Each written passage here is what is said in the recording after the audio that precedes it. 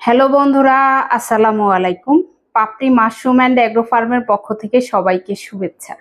আশা করি সবাই ভালো আছেন।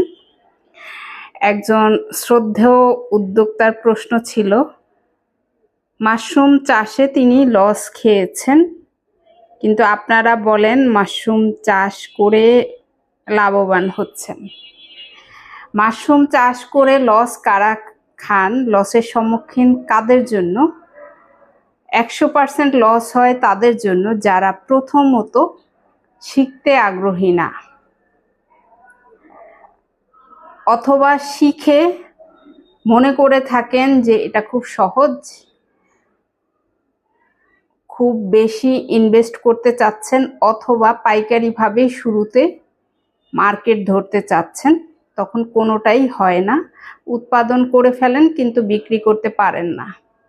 সঠিক পদ্ধতি হয়েছে আপনি আগে শিখবেন, শিখে তারপরে আপনি আগে চর্চা করবেন, অর্থাৎ আপনি শিখার পরে হাতে কলমে যখন আপনি প্র্যাকটিস করবেন তখন আপনি নিজে খাবেন, প্রতিবেশীকে জানাবেন, এবং স্যাম্পল হিসেবে বিভিন্ন জায়গাতে, চপের দোকান, ডায়াবেটিক্সের যেখানে মাপে সেখানে, সবজির দোকানগুলোতে, সুপার শপগুলোতে মার্কেটিং করতে হবে। কিন্তু আপনি যদি ঘরে বসে শুধু মনে করে থাকেন যে মাশরুম কোথায় বিক্রি করব, সেক্ষেত্রে আপনি লসের সম্মুখীন হবেন। অনেকেই আছে মার্কেট তৈরি না করে উৎপাদন শুরু করেন এবং ব্যাপক আকারে, সেক্ষেত্রেও একটা লসের সম্মুখীন হয়ে থাকে। পুরোপুরি লস হবে না, আপনি শুকাতে পারেন কিন্তু টাকাটা আটকে যাবে। ধীরে ধীরে আপনি শুকনা মাশরুম বিক্রি করতে পারবেন পাইকারি হিসেবে অথবা খুচরা হিসেবে, পাউডার বিক্রি করতে পারবেন পাইকারি হিসেবে, খুচরা হিসেবে। কিন্তু আপনি যদি সঠিকভাবে সার্কেলিং আকারে মাশরুম না বসান, সেক্ষেত্রে আপনি পাইকারি পেলেও আপনাকে সেরকম মূল্যায়ন করবেন না, কারণ প্রতিদিন আপনি সেই পরিমাণে দিতে পারবেন না এবং আপনি কোয়ালিটি সম্পর্কে বুঝবেন না, সঠিক কোয়ালিটি আপনি ধরে রাখতে পারবেন না।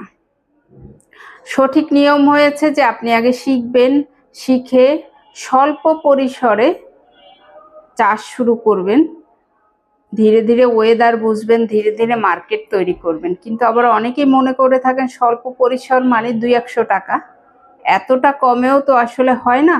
যদি আপনি 2-1000 টাকা খরচ না করতে আগ্রহী হন, সেক্ষেত্রে আসলে এটা কোনো প্রকারই কোনো কাজের মধ্যে পড়ে না। অনেকেই আছেন মনে করে থাকেন মাশরুম চাষ অল্প খরচে হয়, তার মানে 200-100 টাকার জিনিস। ইনভেস্ট আপনাকে করতে হবে, কিন্তু ধীরে ধীরে পর্যায়ক্রমে আপনি মার্কেট ধরবেন। প্রতিদিনই অ্যাভারেজে অনেক ফোন আসে, বিক্রি করব কোথায়?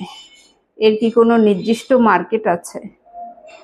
শুধুমাত্র মাশরুম কেন, আপনি যে কোনো ব্যবসায় করেন সেই মার্কেটটা তো আপনাকে ধরতে হবে। কাস্টমার কোন লেভেলের কাস্টমার আপনার পণ্যের জন্য প্রয়োজন, সেই অনুযায়ী আপনাকে টার্গেট করতে হবে, তাদের জানাতে হবে, তাদের কাছ পর্যন্ত পৌঁছাতে হবে যে আপনি এই বিষয়টা নিয়ে কাজ করছেন। শুধুমাত্র মাশরুম না, যে কোনো বিষয়ে আপনি উদ্যোক্তা হতে হলে আপনাকে ধীরে ধীরে আগাতে হবে। একদিনেই আপনি সব কিছু করতে পারবেন, বিষয়টা এরকম না। যারা আগেই ক্যালকুলেশন করেন যে আমার মাসে এত টাকা দরকার, তাদের জন্য আসলে উদ্যোক্তা হওয়াটা খুবই মুশকিল, এবং তারা যে কোনো পেশায় থাকুক না কেন, চাকরি ছাড়া যে কোনো ব্যবসাতেই লসের সম্মুখীন হবেন। আশা করি এই ভিডিওটি দেখে যারা না জেনে সিদ্ধান্ত নিয়ে ইউটিউব দেখে মাশরুম চাষের উপরে স্থায়ী হতে চায়, তারা কিন্তু ম্যাক্সিমামই ঝরে পড়ে।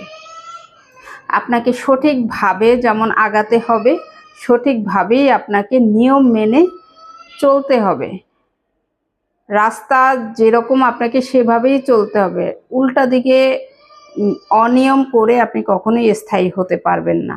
আশা করি ভিডিওটি দেখে যারা বিভ্রান্ত আছেন যে মাশরুম চাষে কিভাবে স্থায়ী হব, ভুলগুলো কোথায় বুঝতে পারেন না, তারা এই ভিডিওটি দেখে নেবেন।